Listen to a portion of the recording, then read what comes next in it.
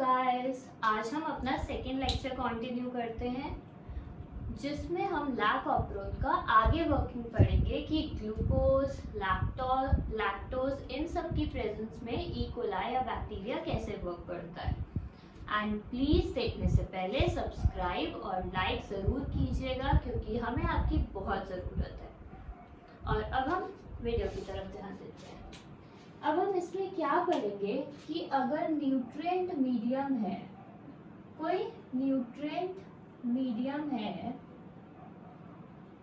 जिसमें ग्लूकोज भी प्रेजेंट है और लैक्टोज भी प्रेजेंट है, तो हमेशा ई कोलाई की प्रायोरिटी होती है कि वो ग्लूकोज क्यों टेक करे। फर्स्ट प्रायोरिटी हमेशा ग्लूकोज का अपटेक होता है। अगर वो ग्लूकोज का अपटेक कर रहा है तो लैक ऑपरॉन की वर्किंग बंद हो जाएगी, वो लैक ऑपरॉन को वर्क करने नहीं देगा। तो ये वर्क कैसे करता है? ये इनहिबिट करता है एडिनाइल साइक्लेज को। किसको इनहिबिट करेगा? एडिनाइल साइक्लेज को।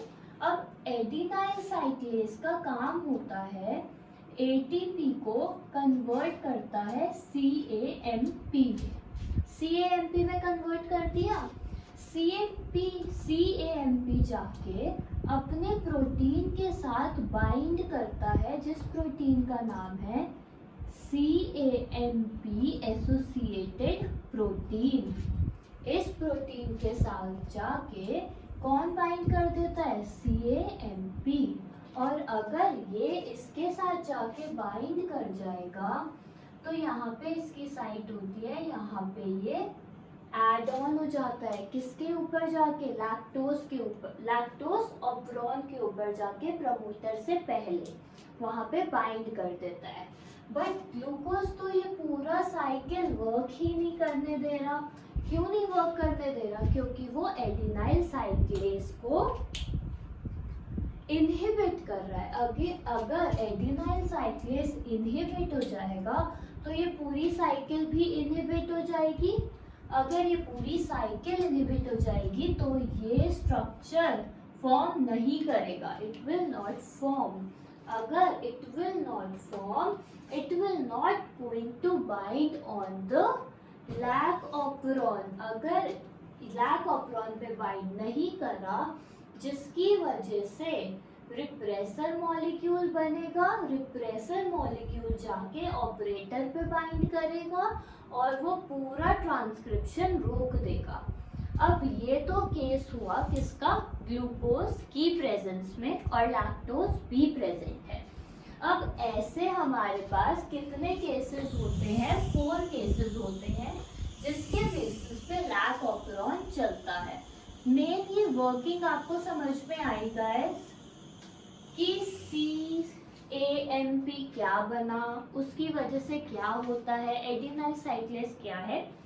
अब हम 4 केसेस पढ़ेंगे और वो 4 केसेस क्या हैं?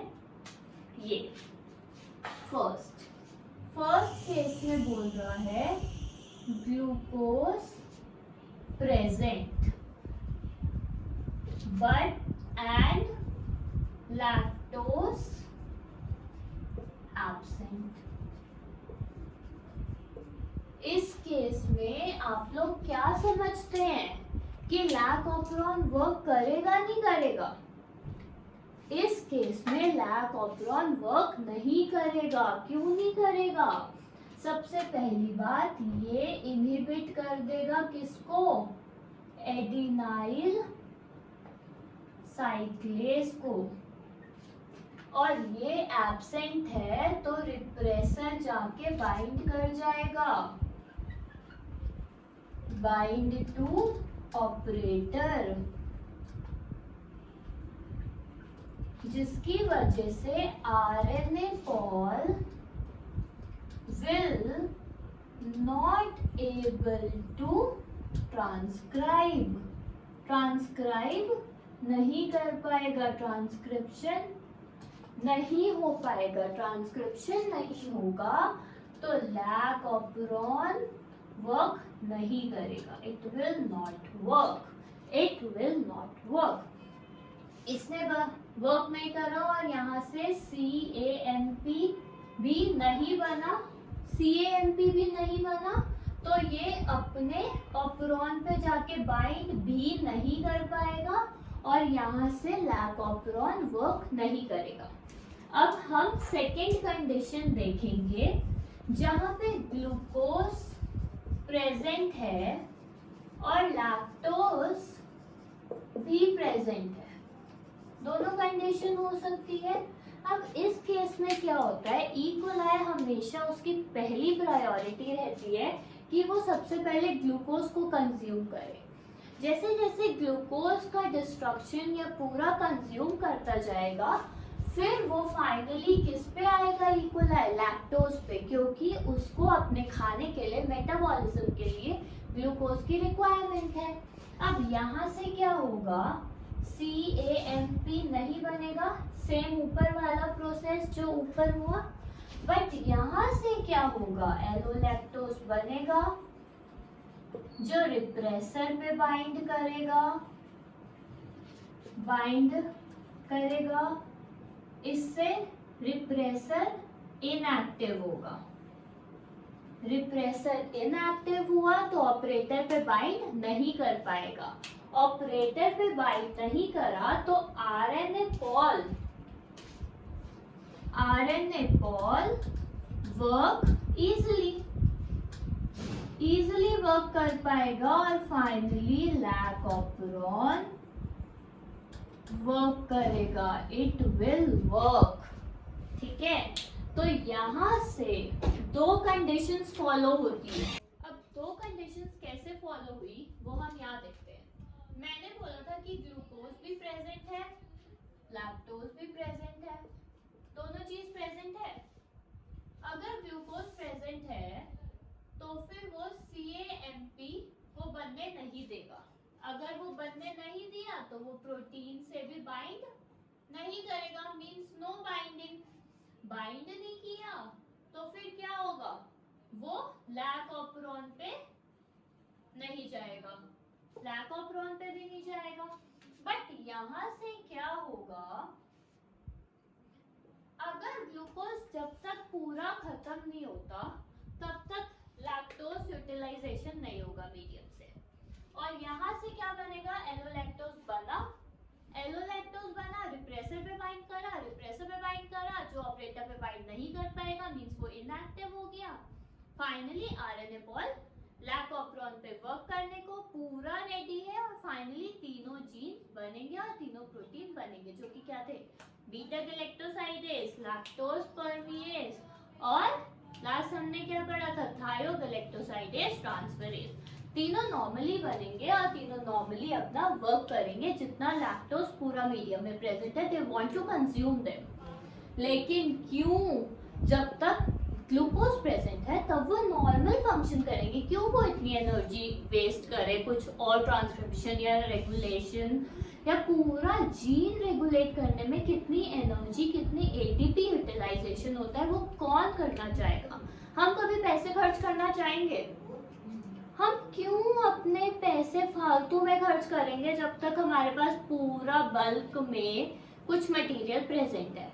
हम पहले उसे यूटिलाइज करने की कोशिश करेंगे। सेम उसके केस में होगा कि मीडियम में उसे फाइनली ग्लूकोज मिल रहा है डायरेक्टली वे में, तो वो क्यों ग्लूकोज लैक्टोज को कंज्यूम करे, वो नहीं कंज्यूम करेगा। हमने दो कोई केसेस पढ़ लिए।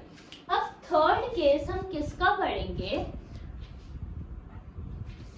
थर्ड केस हम पढ़ते हैं जब ग्लूकोज और लैक्टोज, दो अलग अलग कंडीशंस हैं यहाँ पे, ग्लूकोज एब्सेंट, लैक्टोज प्रेजेंट।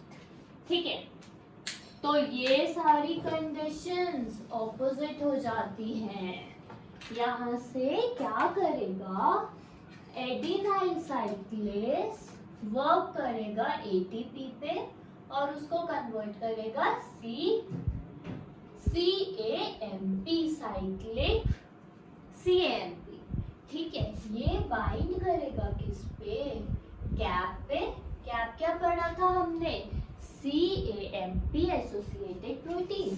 ये बाइंड करेगा किस पे जाके, अपने जीन पे जाके, जो कहाँ प्रेजेंट है, प्रेजेंट ऑन लैक ऑपरॉन, ठीक है, वहां पे सपोज ये लैक ऑपरॉन है, यहाँ प्रमोटर, यहाँ ऑपरेटर, यहाँ तीनों जीन्स ZYA, तीनों जीन्स प्रेजेंट है।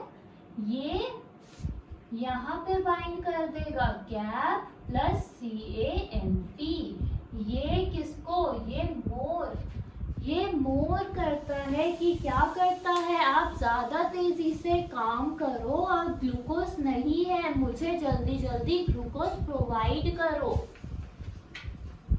और यहाँ से क्या होगा, एलोलैक्टोज बनेगा,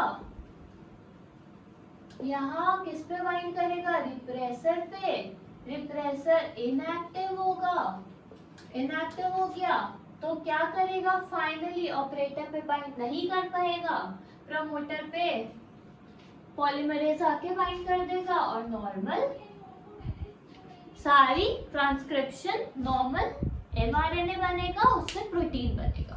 तो ये आपको केस समझ में आ गया। ऐसे हमने थर्ड केस भी पढ़ लिया, ऐसे टोटल 4 केस होते हैं। अब हम लास्ट केस देखेंगे और इससे रिलेटेड हमें बहुत क्वेश्चंस मिलेंगे अपने एग्जाम में और हमें बहुत ज्यादा ध्यान रखना चाहिए क्योंकि हर एक कंडीशन अपने तरीके से फॉलो होगी। अब ये भी एब्सेंट है, ये भी एब्सेंट है, तो ई कोलाई को कहाँ से अपना न्यूट्रिशन मिलेगा, कहाँ से वो मेटाबॉलिज्म कर पाएगा, वो कहीं से भी कर पाएगा and finally it will going to die.